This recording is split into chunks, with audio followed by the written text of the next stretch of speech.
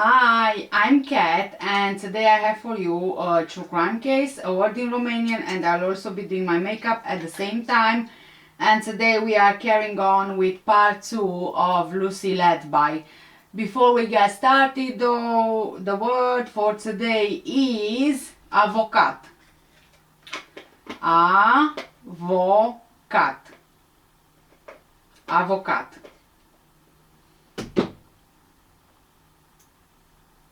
Well done, guys. You just said solicitor.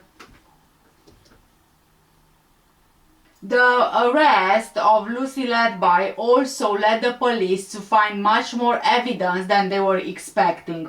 Oh yeah, I forgot to say that before watching this part, I highly suggest you watch the first part, as I'm just carrying on from the first part of this series. So, like I said, the arrest of Lucy Letby also led the police to find much more evidence than they were expecting. There was a lot of digital evidence, with the investigating team looking through every single text message and Facebook messages, among others. Some of the phrases Lucy Letby had written on post-it notes discovered by police read: "Why? How has this happened? What process has led to this current situation? What allegations have been made and by who? Do they have written evidence to support their comments?" During the trial, prosecutor Nick Johnson, King's Counsel, showed the jury a yellow-green post-it note which read, "I don't deserve to live. I killed them on purpose because I'm not good enough. I'm a horrible person," and in capital letters she wrote, "I'm evil, I did this."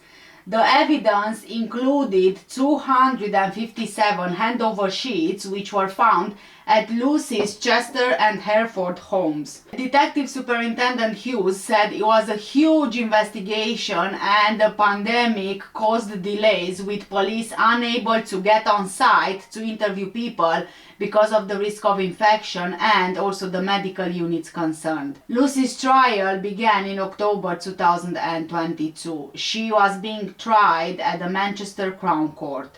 Prosecutor Johnson described Lucy as a malevolent presence in the hospital, claiming that the killer nurse falsified her notes to cover her tracks. Jurors were shown post-it notes written by Lucy which were found during a search at her home. One note called Lucy a horrible person, while another read, "I haven't done anything wrong and they have no evidence, so why have I had to hide away?" Former co-workers also testified against Lucy. On 24th of October 2022, one colleague testified that the health of an infant girl, identified only as Child B, began to decline rapidly under Lucy's care. Child B's twin brother had already died, and when the baby girl became sick, the colleague's first thought was not again, because there was such an unusually high number of unexplained infant deaths in the unit. Later in the trial, Lucy's supervisor testified that she saw Lucy spending an unusual amount of time with a premature baby whom she wasn't assigned to care for. And as far as I am aware, Lucy's supervisor either resigned or she was suspended from her position. That baby unexpectedly declined in health and died. Her supervisor claimed that Lucy then spent time with the family of the baby rather than her own designated baby. The supervisor asked Lucy to focus on her designated baby because she was still concerned about the baby, but Lucy went into the family room of the other baby a few times. Her supervisor actually had to ask her to get out of the room and leave the family with the assigned nurse instead. As for Child E, another one of Lucy's victims, his mother testified that she found her son in a state of distress, bleeding from the mouth, but Lucy dismissed her concerns, saying, "Trust me, I'm a nurse." The baby sadly died 5 hours later, and Lucy murdered him by injecting air into his bloodstream. Lucy also wrote a sympathy card to other parents whose baby she killed. She wrote, quote, "There are no words to make this time any easier. It was a real privilege to care for Child and get to know you as a family who always put Child first and did everything possible for her. She will always be part of your lives and we will never forget her. Thinking of you today and always, end of quote. In April 2023, jurors were shown images of Lucy's diary which detailed the initials of the babies that she was accused of killing. Some of the babies' names were written alongside Lucy's words, "Kill me and I don't know if I killed them. Maybe I did. Maybe this is all down to me." Other notes were declarations of love for a doctor colleague that she repeatedly confided in. In one note, Lucy wrote, "I can't do this anymore. I can't live like this. No one will ever understand or appreciate what's like." She also wrote in another note to her love colleague, "I loved you, I wanted you to stand by me, but you didn't." She also kept detailed handover sheets relating to 13 of the babies she either killed or hurt. 99 others contained information on babies she treated while she was working as a student nurse. Her first ever handover sheet was found in a keepsake box decorated with roses, while others were dumped in bean bags in her garage or kept at her parents' home. In a bag for life hidden under Lucy's bed were resuscitation notes written on a paper towel that related to the attempted murder victim, baby M. During her trial, Lucy claimed that the collection was simply because she collected paper. But jurors were told that she actually kept the notes to enable her to look up the parents of the victims after targeting their babies. This included the mom of child E, who Lucy murdered with an injection of air into her bloodstream. Lucy actually searched the mom's name 9 times on Facebook between the baby's death in August 2015 and January 2016. She made 2,380 searches on Facebook in total over her 12-month killing spree, including 277 searches only in 1 month. Seems that she was obsessed with the families. Lucy claimed it was normal for her to look for the parents of the babies she treated more than once on Facebook, saying that they were often on her mind. It's hard to understand why Lucy turned out into a killer, even for those who covered the case in court, for example, like the BBC reporter Judith Moritz. Judith was one of the few reporters who were granted a seat on the press bench of Manchester Crown Court, only meters away from where Lucy heard horrific details of heartbreak from the parents of the babies she killed. After the guilty verdicts were in, Judith Moritz wrote how she only saw any emotion from Lucy when at 5 months into the trial she became emotional when her relationship with a colleague was brought up. Judith said, quote, "I found it interesting that while the nurse remained composed throughout months of evidence relating to the terrible suffering of tiny babies, her first sign of emotion seemed to be born out of pangs for longing for this doctor. There were only a handful of other occasions when tears came to the surface.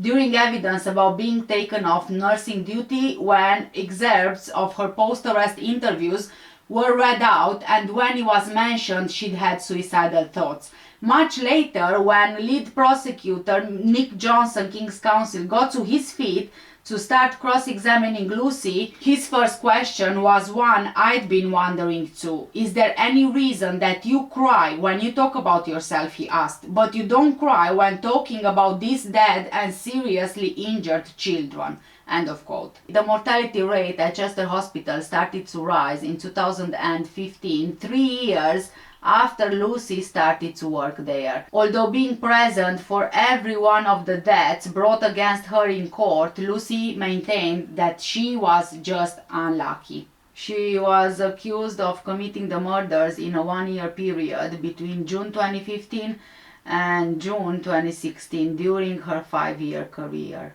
But Cheshire police said they are investigating whether Lucy could be responsible for any other attacks before June 2015, both at Countess of Chester Hospital and Liverpool Women's Hospital.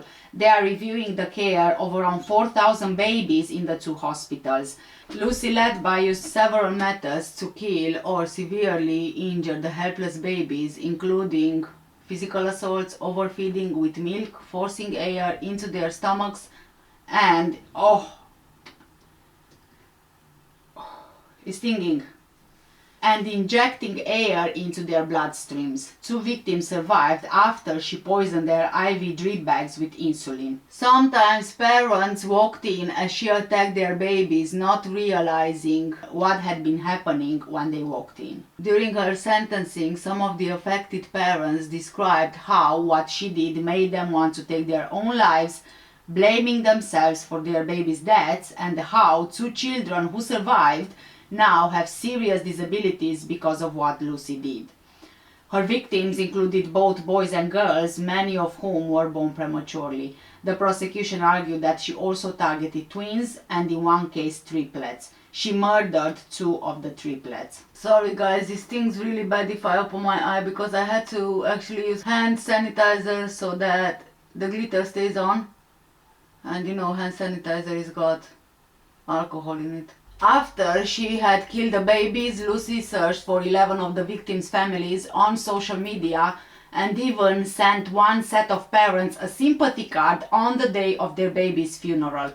It's believed that colleagues became suspicious of Lucy within weeks of the first attack.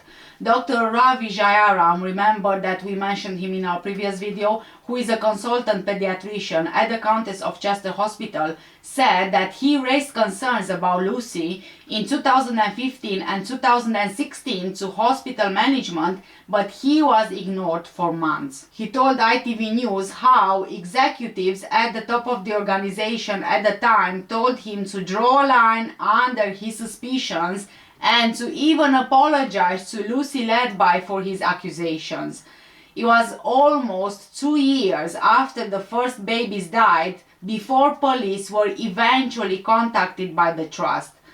Dr. Jarayam said that he genuinely believed that there are 4 or 5 babies who could be going to school now who aren't, only if the management would have listened to him and have done something sooner. Dr. Jayaram told ITV News that his suspicions about Lucy were confirmed when he walked in on her attending to a baby one evening. He observed Lucy standing over an infant whose breathing tube was dislodged, watching the baby's oxygen levels dropping and doing nothing. The doctor intervened, but sadly the baby died 3 days later. In April 2017, the trust allowed doctors to meet with a police officer who took their suspicions seriously. Dr. Jayaram said that the police, after listening to them for less than 10 minutes, realized that this is something they had to be involved with.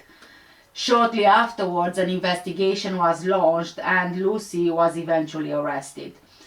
Detective Superintendent Paul Hughes and Cheshire Constabulary told ITV News that Dr. Jayaram and his colleague Dr. Stephen Breary were instrumental in catching Lucy. Dr. Jayaram now wants a public inquiry into whether the hospital took too long to raise concerns with police. He's also calling for the establishment of a new watchdog to hold NHS managers to account if they are accused of misconduct.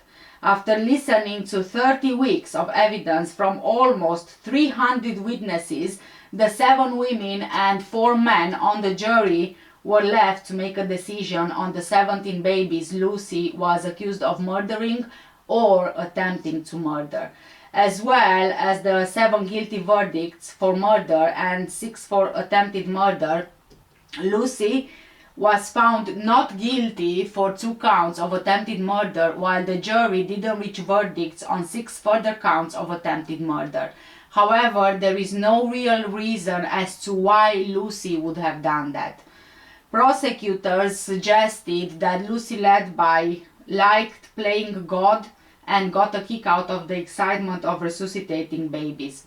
Jurors were even told that Lucy may have attacked babies to get attention from others, especially a married male doctor whom she loved as a friend, but consistently denied was her boyfriend. After the 3rd baby's death in 2 weeks, in 2015, Lucy had received a text message from her mentor saying, "I can't believe you are on again. You are having such a tough time." "It was part of the job," Lucy replied, saying she would keep plowing on. She added, "I think there is an element of fate involved. There is a reason for everything." One of the detectives have said the lack of clues in Lucy's background made her a completely unprecedented serial killer. They couldn't find absolutely anything outside of normal in her childhood, in her background. She was average, which allowed her to go under the radar and operate in plain sight. Now check this out. As soon as Lucy Letby was removed from the neonatal unit in July 2016, the deaths of babies stopped. The Guardian has reported that since then, nurses cared for more than 2,500 babies and there was only one death. However, Beatrice Yorker, a professor of nursing and criminal justice and criminalistics at California State University in Los Angeles, said that Lucy Letby also doesn't fit the profile of an attention-seeking killer. For example, like Angel of Death nurse Beverly Elliott. She also said, quote, "I haven't read anything about Lucy Letby that indicates she wanted to be the center of attention, that she enjoyed resuscitation of the infants. She seemed much more clandestine and deceitful, kind of sadistic maybe," end of quote. Lucy Letby was handed a whole life sentence, meaning that she will die in jail and she will never be eligible for parole. At Manchester Crown Court, she was described by Mr. Justice Goss as a cunning liar. He said, quote, "Lucy Letby, over a period of almost 13 months, when in your mid-20s and employed as a neonatal nurse in Cheshire, in specialist training in intensive care, you murdered 7 babies and attempted to murder 6 others. You are now to be sentenced for your crimes.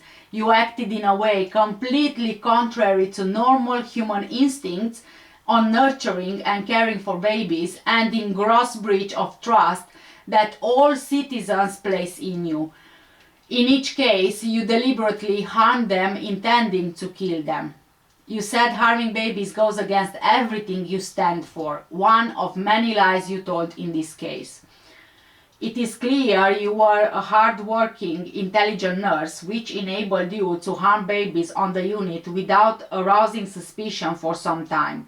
Fellow nurses spoke very highly of you. You relished being in intensive care. The methods you employed to carry out your murderous intent were only revealed by later detailed investigation into the collapse and deaths of babies in 2018. There was premeditation, calculation and cunning in your actions. You specifically targeted twins and later triplets.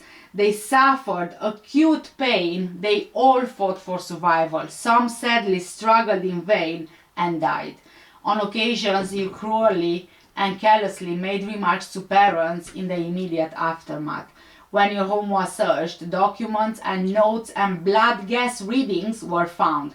Handover sheets relating to all but 4 babies taken from the unit and kept by you. I'm satisfied you started to keep those documents after offenses in June 2015 as morbid records. You searched their parents on Facebook. The impact has been immense. The life of newborns ended almost as soon as they began, and lifelong harm has been caused, all in horrific circumstances. You have caused deep psychological trauma, caused strain to relationships." End of quote. Passing the sentence, Mr. Justice Goss said, "This was a cruel, calculated and cynical campaign of child murder involving the smallest of children. You created situations where collapses would not be associated with you. There was a deep malevolence bordering on sadism. During the trial, you have coldly denied your actions. You have no remorse, no mitigating factors. Just punishment requires a whole life order. On each of the 7 murders, the sentence is imprisonment for life. I direct early release provisions do not apply. You will spend the rest of your life in prison." Lucy Letby, on each of the 7 offences of murder and the 7 offences of attempted murder, I sentence you to imprisonment for life. Because the seriousness of your offences is exceptionally high, I direct that the early release provisions do not apply. The order of the court, therefore, is a whole life order on each and every offence, and you will spend the rest of your life in prison. You created situations so that collapses or causes of collapses would not be obvious or associated with you.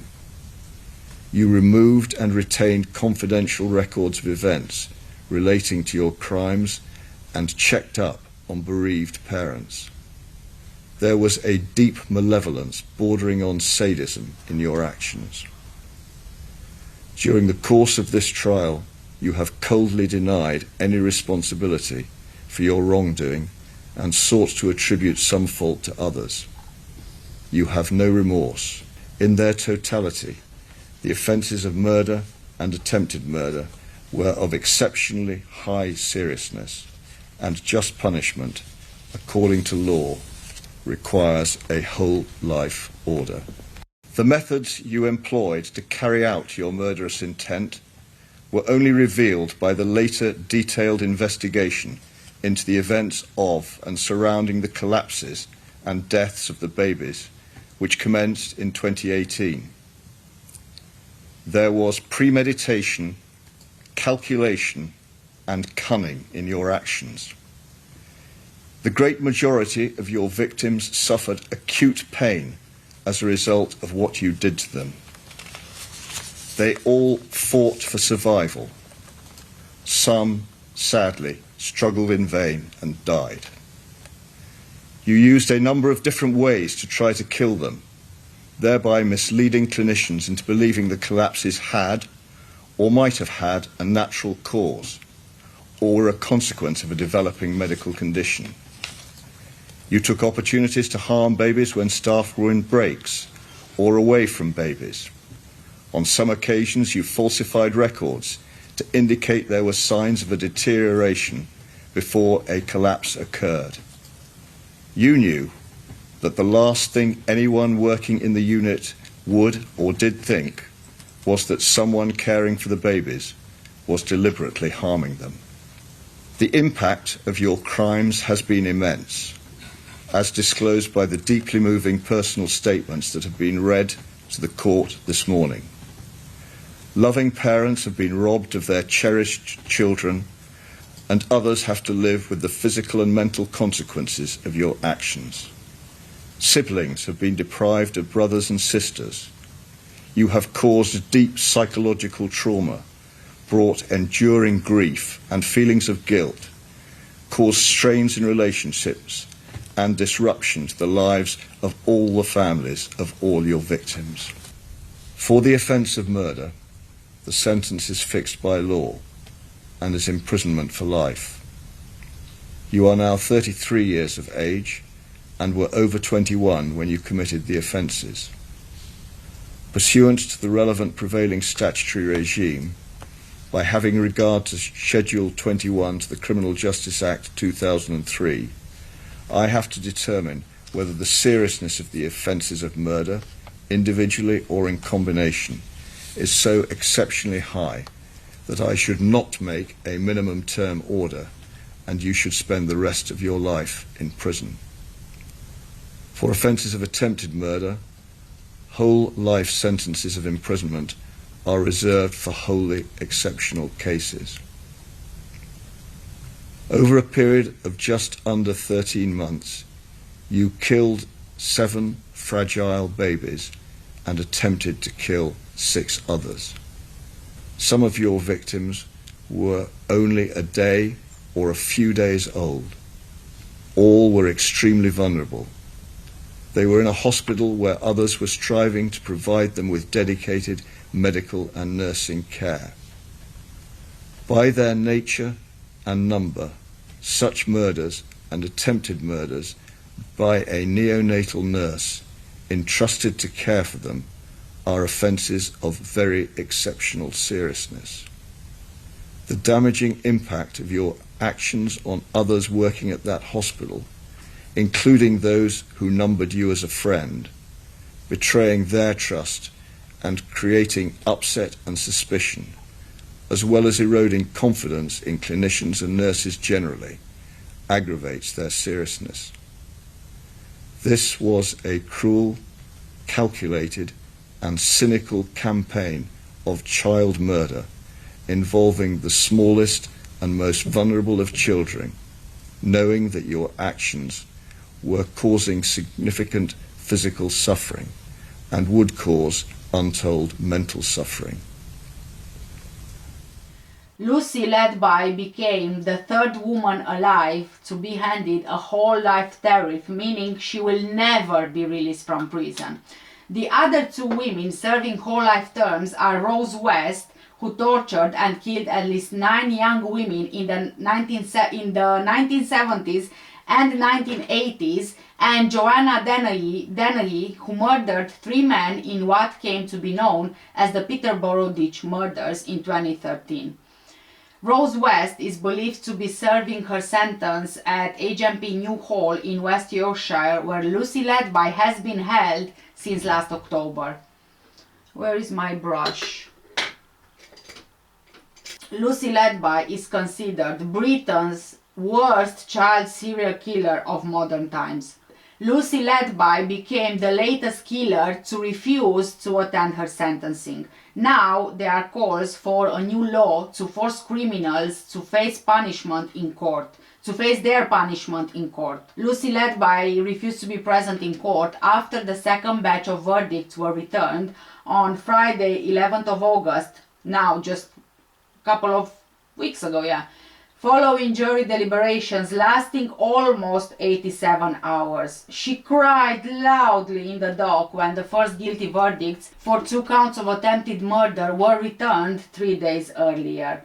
The trial judge, Mr. Justice Goss, was told by Lucy Letby's barrister, Benjamin Myers, King's Counsel, that the defendant had said she had no intention of returning to her seat in the dock for the remainder of the proceedings. The parents of her victims were present every day of the jury deliberations. Lucy Letby's parents, 77-year-old John and 63-year-old Susan, sat a few feet away from them.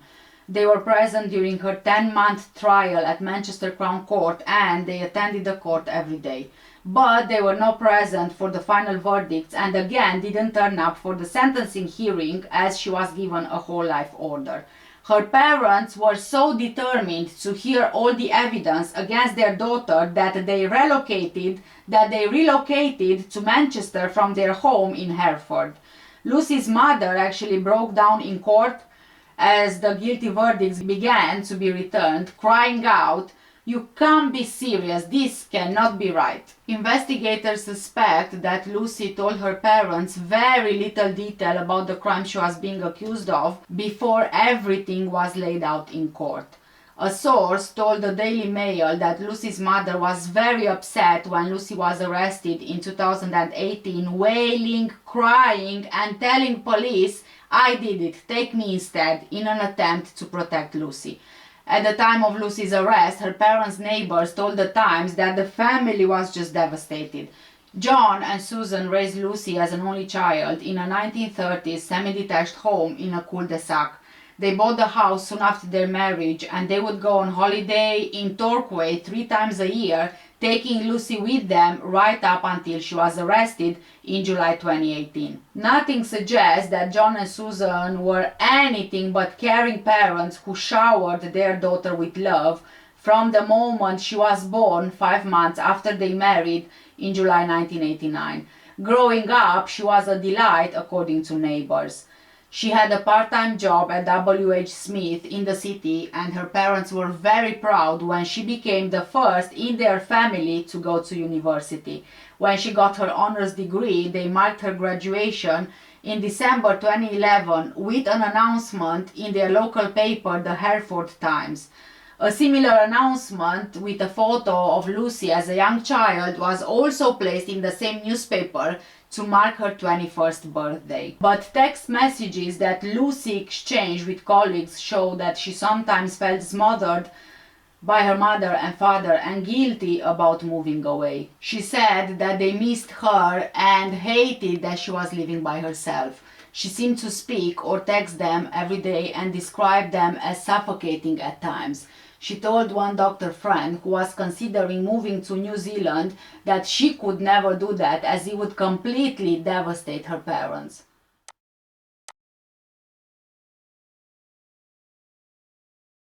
Just an evil person. There's no way she should have been able to get away with it for so long. Our family came from London and then they said, "Wow, congratulations, you've become the mother of 2 children." I was very happy. We were over the moon. Then suddenly at 4 o'clock, the nurse came and said, "You need to come downstairs." When I went down, I saw doctors around the trolley and they're just pumping his heart like a rag doll, really. He was just like a doll and they were just going like that, to the chest. How did you feel at that point? I was just full of the tears. I didn't know what to think. We're first-time parents. We didn't know what was going on. We didn't know anything even afterwards until the police came knocking. She was very cool, calm, calculated, and a criminal-minded lady, but we didn't notice anything at the time. They could have done in 2015 when Dr. Jayaram brought it up with the head of nursing. Why did they wait until 2016? As soon as 2 or 3 babies died. But it's not going to do justice no matter what. She's taken lives. She's tried to take other babies' lives. So whatever sentence she gets is not going to be enough. It will be justice, but it won't be enough. Whatever the sentence comes. We hope it will be a whole life order, but we'll have to wait and see.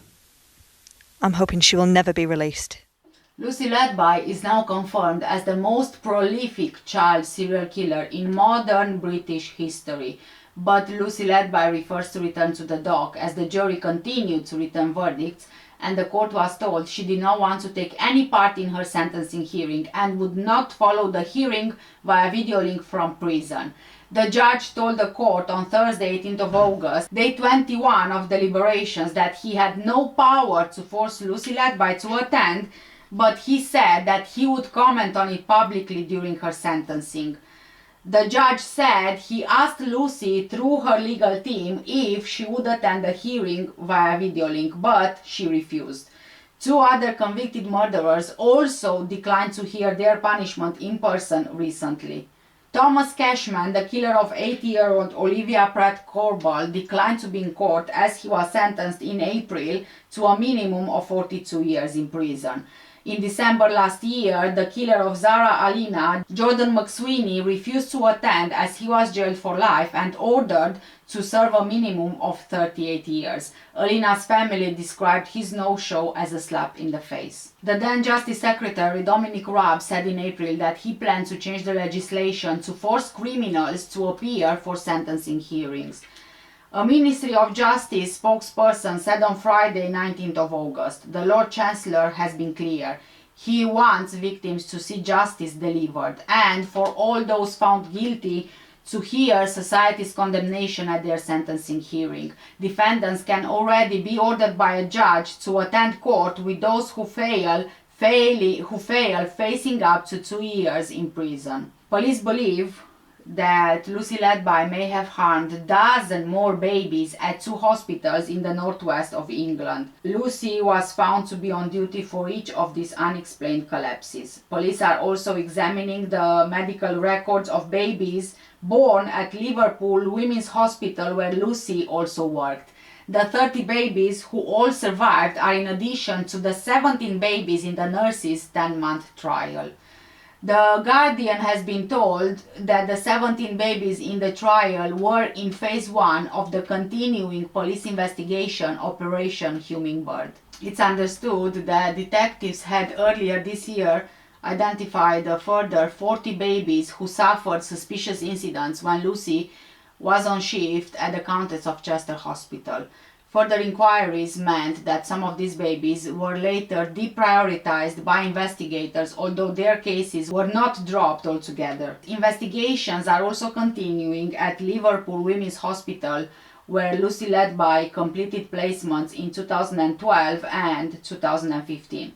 At least one family was told earlier this year by police that the birth of their child is part of the inquiry. Cheshire Constabulary said it's impossible to put a figure on the number of cases because the investigation staffed by between 60 and 70 detectives is still open. Detective Superintendent Paul Hughes, who led the Letby inquiry, has confirmed that there are active investigations into the collapses of a number of babies and that their families were being supported by specially trained officers. He added, quote, "From 2012 through to 2016, there were more than 4,000 admissions of babies into the neonatal units of both of the counties of Chester Hospital and the Liverpool Women's Hospital for us to work through. This does not mean we are investigating all 4,000, it just means that we are committed to a thorough review of every admission from a medical perspective to ensure that nothing is missed throughout the entirety of her employment as a nurse.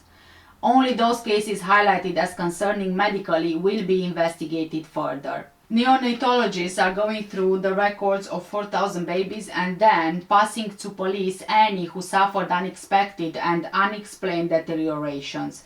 The police will then send those cases to the relevant hospitals to determine if there may be an innocent explanation for the baby's sudden collapse. If harm cannot be ruled out, the baby's case will be examined in detail by medical experts instructed by Cheshire Constabulary. Lucy's sentencing was broadcast, but as she refused to attend, this prompted calls for a law change to compel defendants to be present at sentencing. Lord Chancellor Alex Chalk tweeted, "Lucy Letby is not just a murderer but a coward whose failure to face her victims' families, refusing to hear their impact statements and society's condemnation is the final insult. We are looking to change the law so offenders can be compelled to attend sentencing hearings." However, Bill Waddington of the Criminal Law Solicitors Association warned that forcing someone to come to court could bring a whole host of problems. He added, "Nobody can force defendants to listen or force them not to disrupt proceedings if they were to do so. If a defendant were to disrupt proceedings, the judge would instantly say, 'We will carry on the rest of the hearing without you.' It's very difficult to see how any sort of change in the law could force people to come and sit in court if they choose not to do so. One suggestion I have seen is that if they refuse to come, they are forced to watch it via video link. But again, there is a problem. They can be muted so nobody can hear what they are saying, but nobody can force them to keep their eyes open or stop them messing about on screen. It's extremely difficult, it seems to me. It's not an easy topic. A law change simply saying the defendant must attend sentencing is not enough. Otherwise, what? Well, I would say that if they refuse to attend or listen to it, at least by video link, then maybe some of the privileges should be taken away from them as a punishment. So say for example you refuse to attend, you are not allowed to have visitors next time. I don't know, something like that. I have no idea, I'm just saying. I think that if somebody seriously wants to do it, they will be able to find a way around it. Kirsty Brimlow, King's Counsel, chair of the Criminal Bar Association, told the media, quote, "The actual presence of a defendant during their trial and during their sentencing is the right of a defendant. What used to happen was that if you had a defendant who was refusing to come to court, there would be a huge discussion over whether the trial could carry on in their absence. And so the law was changed to enable trials to carry on in their absence. Essentially, if somebody is refusing to come to court, you could start to look at the technology. We are in very different times post-COVID to where we were before. We have live links to prison all the time, so you could look at extending the technology to include a feed so that the court proceedings are transmitted to a person's cell." End of quote. This one is another great idea. Now, there is a lot more out there than what I gave you in these two parts, but I don't want to drag it for much longer. There are documentaries and interviews and podcasts, and I would advise you to watch, well, not advise, but rather recommend that you watch at least the documentaries on this if you really want to hear more details.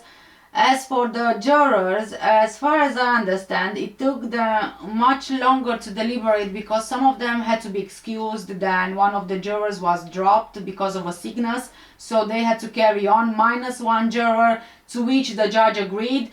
There is one thing that I found curious about this, about the juror situations. I think that there were two jurors, one of them was excused from carrying on, and the other had some issues, then I believe came back, or perhaps he was the sick one who came back, I'm not sure. But I found it curious because these jurors, they left during deliberations.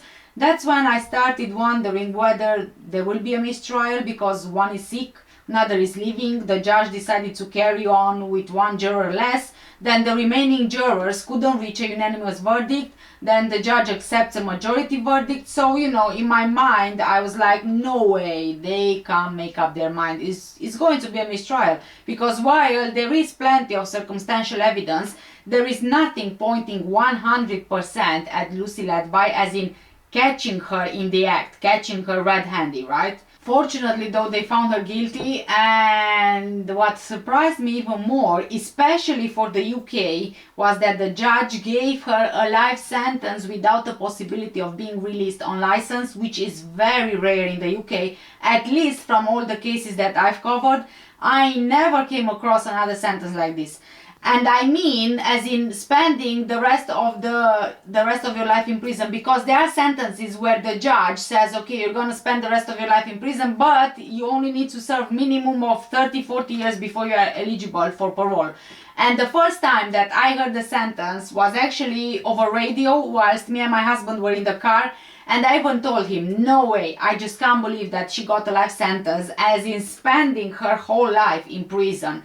I always say, and a lot of you say as well, life should mean life, and actually in this case it did.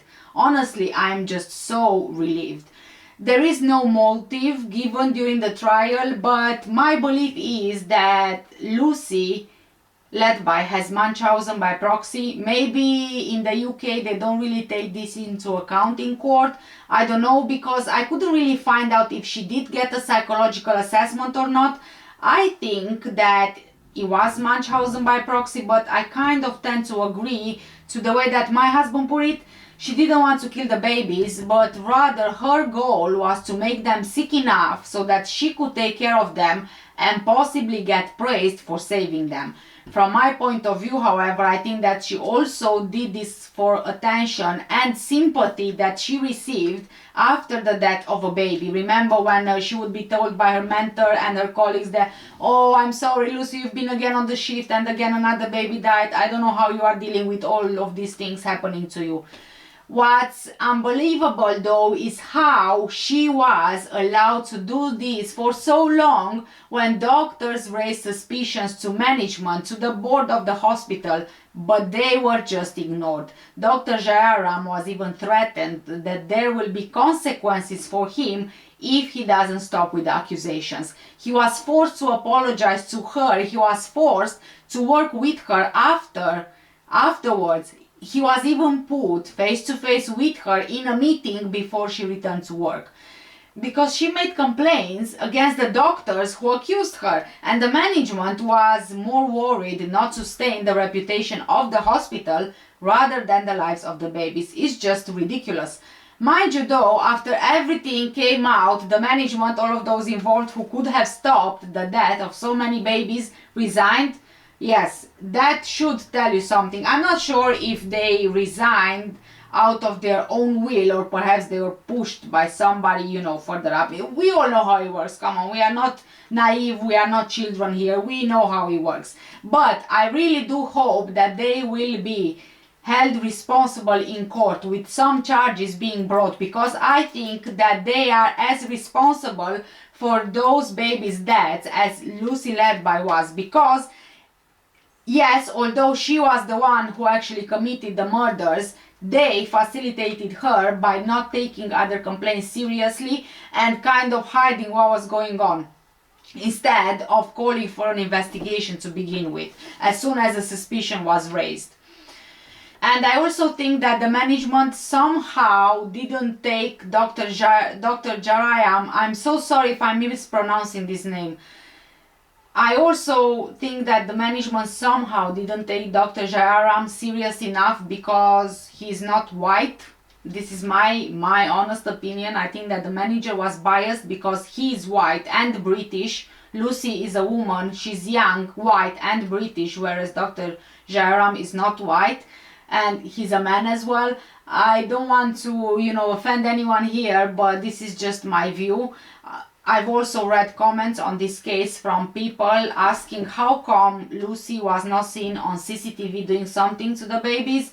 Although we do have CCTV just about everywhere here in the UK, there's barely any CCTV in hospitals or any kind of medical clinics. You might see the cameras in the corridors or outside of the hospitals, but you don't really see them in a doctor's office or a ward or the patient's room. It has to do with privacy and confidentiality and various other laws out there, and I don't think that any patient would feel comfortable to be recorded whilst recovering in hospital. I certainly wouldn't want that. And I know that we are talking about babies in this particular instance, but the babies, they also had parents who are going in their rooms, and it's just not comfortable. It's not comfortable knowing that you are watched 24/7 when you are in hospital recovering.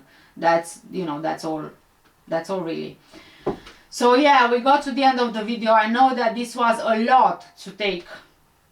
It was a lot to take, yeah, and it took me quite some time for the research, and also mainly because, as I said in my previous video, because I got down and I couldn't carry on doing my research anymore in the middle of it, and yeah, so I had to stop for a bit.